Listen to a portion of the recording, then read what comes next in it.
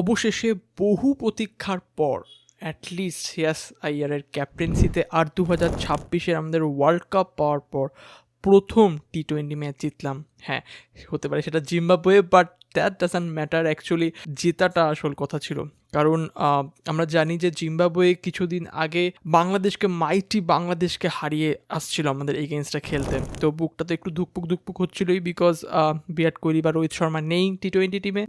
তো ভয় তো হচ্ছিলই, বাট আজকে একটা ডমিনেটিং পারফরমেন্স দেখলাম, আর এরকমই হওয়া উচিত, কারণ আমরা জিম্বাবুয়ের এগেনস্টে খেলছি। এরকমই একটা পারফরমেন্স আমরা দেখতে চাইছিলাম, আমাদের ভারতীয় দর্শকরা দেখতে চাইছিল, আর আজকে কিন্তু তাই করে দিল। প্লেয়ার অফ দ্য ম্যাচ হয়েছে মায়াঙ্ক যাদব। ফার্স্টে বলিং থেকে শুরু করি, তারপরে ব্যাটিংয়ে যাব আমি, কারণ বলিংয়ে আমি অনেক দিন পরই আমি কোনো 150-র কাছাকাছি দুটো বোলার বল করছিল। একটা প্রিন্স যাদব 137, 138, 140-এর কাছাকাছি নিয়ে যাচ্ছিল স্পিডটা, আর অন্যদিকে 149, 150-এ মায়াঙ্ক যাদব বল করছিল। দারুণ লাগছিল।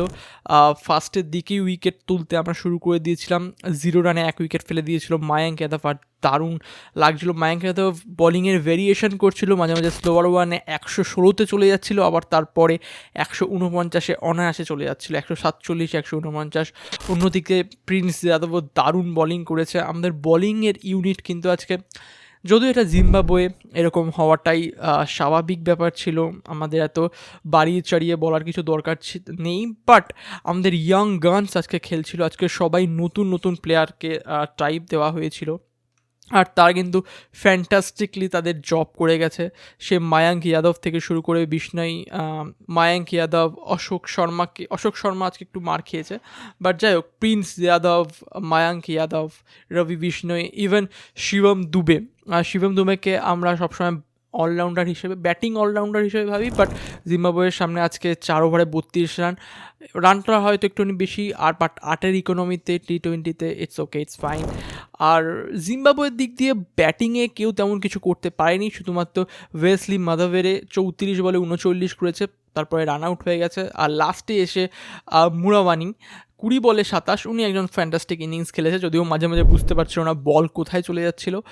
আর যদি ব্যাটিংয়ের কথায় আসে, ইন্ডিয়ার ব্যাটিংয়ে 4টে ইনিংস লেগে গেল নিজের ফর্মে আসতে, নিজের ইন্টারন্যাশনাল ডেবিউ করতে। আমি তো এটাকেই ডেবিউ বলবো, কারণ যেই ধরনের খেলা আমরা সূর্যবংশীর কাছ থেকে এক্সপেক্ট করি, যেই ধরনের খেলা আমাদের রাজস্থান রয়্যালসের সূর্যবংশী দেখিয়েছে, আজকে ঠিক সেরকম খেলাই আমরা দেখতে পারলাম জিম্বাবুয়ের বিরুদ্ধে।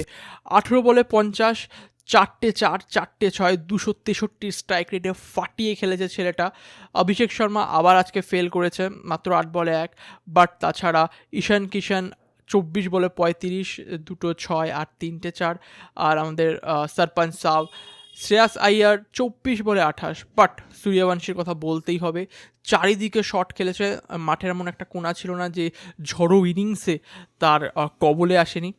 দারুণ একটা ম্যাচ হয়েছে ফর ইন্ডিয়া, কারণ যদি এটা আমরা ভিভিএস লক্ষ্মণের আন্ডারে জিতেছি, এটা কিন্তু আমরা গৌতম গম্ভীর আন্ডারে জিতিনি, বাট অ্যাট দি এন্ড উইনটা ম্যাটার করে, আর আমাদের কনফিডেন্স বুস্ট দেবে। আজকে প্লেয়িং লাইন আপে কিন্তু রিঙ্কু সিংকে জায়গা দেওয়া হয়েছিল, তো এটা দেখে আমি খুবই খুশি হয়েছি। বাট নেভারদারলেস আমি চাইবো বৈভব সূর্যবংশী যেন এরকম আরও কয়েকটা ম্যাচ খেলুক, এরকম স্কোর করুক, তাহলে অ্যাটলিস্ট তার সিলেকশনটা জাস্টিফাই হবে।